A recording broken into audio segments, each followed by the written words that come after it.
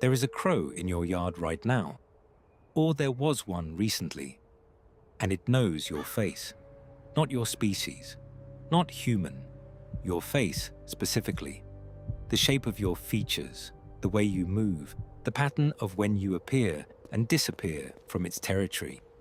It has been building a file on you since the first time you crossed into its range, and that file is more detailed than anything your next-door neighbor has accumulated in years of living beside you. Most people find this flattering, in a vague sort of way. They think it means the crow likes them. That is not what it means. What it actually means is considerably stranger and considerably more interesting than being liked. Today, we are going through 6 things the crow in your yard can do that most people would not believe if they hadn't been documented in peer-reviewed research. By the end of this, the crow you've been casually ignoring is going to look like a completely different animal. Discovery 1. It recognizes your face, and it told the other crows about you. In 2008, researchers at the University of Washington conducted a now famous experiment. They approached crow nests while wearing specific rubber masks. Some designated as threatening, the wearers captured and banded the crows. Others as neutral, the wearers simply walked past. Weeks later, the researchers returned wearing the same masks. The crows that had been captured responded immediately to the threatening mask. Alarm calls, dive bombing, sustained aggressive behavior. The neutral mask, no response. But here is the part that changes everything. Crows that had never been near the original capture, birds that had not been present during the banding event, also responded to the threatening mask. The information had moved through the local crow population. Birds that had never seen the threatening researcher had learned to recognize a face they had never encountered. The crow watching you from your fence has access to a social intelligence network that has been operating in your neighborhood for years. What that network knows about you depends entirely on what you have done near crows, and whether any of those interactions were logged as threatening. What that network knows about you depends entirely on what you have done near crows, and whether any of those interactions were logged as threatening. Discovery 2. It is probably smarter than a 5-year-old human, in specific ways. This is not a metaphor. It is a direct comparison drawn from standardized cognitive testing. In 2014, researchers at Lund University tested New Caledonian crows on the Aesop's fable task, a water displacement problem in which the subject must drop objects into a tube of water to raise the level and reach a floating food reward. The crows not only solved the task, they demonstrated causal understanding. They chose heavy objects over light ones, solid objects over hollow ones, and correctly predicted the effect of their actions before executing them. Human children typically do not reliably demonstrate this level of causal reasoning until age 5 to 7. In separate studies on analogical reasoning, the ability to recognize abstract relationships between concepts, corvids performed at a level comparable to great apes, and, in some tasks, outperformed them. The crow on your fence post is not clever for a bird. It is cognitively sophisticated by any standard we currently use to measure intelligence, and some of what it can do, most humans cannot do reliably without training. Discovery 3. It holds grudges, across years, and it teaches them to its children. This is the finding that unsettles people most.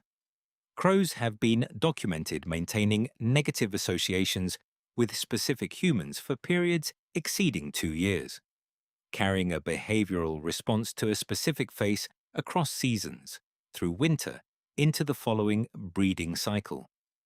But the transmission of this information does not stop with the original bird.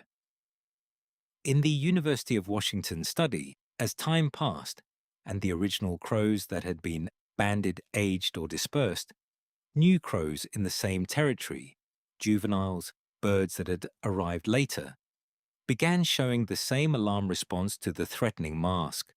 The grudge was inherited. What this means practically is this. If you have ever done something that a crow in your area perceived as threatening, approached a nest too closely, frightened a fledgling, been present near a crow that was harmed, there is a non-trivial possibility that the crows currently in your yard know about it. Not from direct experience, from social transmission across time. You may have a crow reputation you are entirely unaware of. Discovery 4. It uses tools, and it designs them. Tool use in animals is not rare. What is rare is tool manufacture, the deliberate modification of a raw material to create an instrument suited to a specific task. New Caledonian crows do this routinely. They strip leaves from branches to create probing tools for extracting insects from crevices. They select specific plant materials based on flexibility, length, and hook angle. In laboratory conditions, they have been observed bending wire into hooks, a solution they invented independently, without demonstration, to retrieve food from a tube. In one experiment, a crow named Betty spontaneously bent a straight piece of wire into a hook to retrieve a food bucket from a vertical tube. She had never seen this done. The solution required understanding the relationship between tool shape and functional outcome, and then physically manufacturing the correct shape from an unsuitable raw material. The crow in your yard may not be bending wire, but the cognitive architecture that produces that behavior is present in every corvid you have ever seen. The problem-solving capacity is there, running continuously, applied to every challenge in its environment, including the challenge of figuring out you. Discovery 5. It holds funerals. This requires careful framing, because the word funeral implies ritual meaning that we cannot verify in the crow's experience. But the behavior itself is documented and reproducible. When a crow encounters a dead crow, it calls. Other crows arrive. They gather around the body, sometimes dozens of them, in a behavior researchers call a crow mob or cacophony. They do not feed. They do not fight. They stay near the body for an extended period, vocalizing, and then disperse. Kaylee Swift at the University of Washington studied this systematically. Her research suggests the behavior is primarily about information gathering.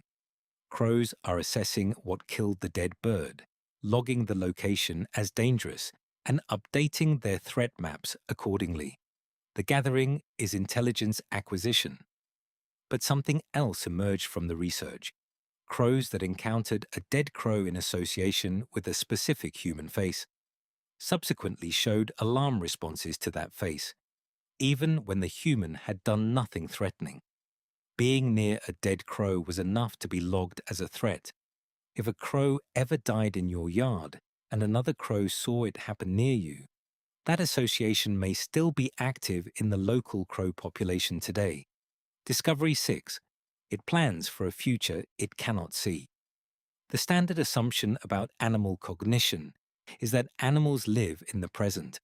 They respond to immediate stimuli, satisfy immediate needs, and have no capacity for imagining a future state and acting now to influence it. Crows do not fit this model.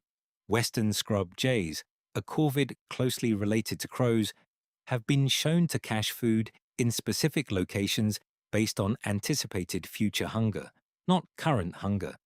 They cache more food when they expect to be in a location without food access the following morning.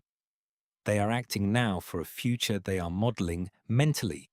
In studies on deceptive caching behavior, jays that had previously stolen other birds' caches would rehide their own food when observed by other jays, but only if the observing bird had seen where the original cache was hidden.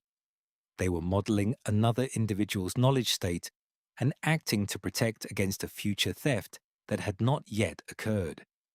The crow watching you from your fence post is not thinking about right now.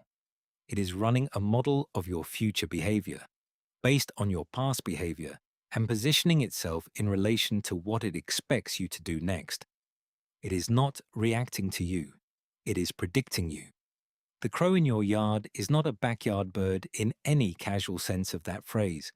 It is a cognitively sophisticated animal with facial recognition, long-term memory, social information networks, tool manufacture capability, and the capacity to model both the past and the future. It knows your face. It may know your reputation. It is predicting your next move. And it has probably told at least one other crow about you. Your neighbors know your name. They see you on weekends. They know roughly what kind of car you drive. The crow knows when you leave the house, where you go, in the garden, whether you have ever posed a threat to its species in this territory, and what you're probably going to do next. That is not a bird watching you. That is surveillance.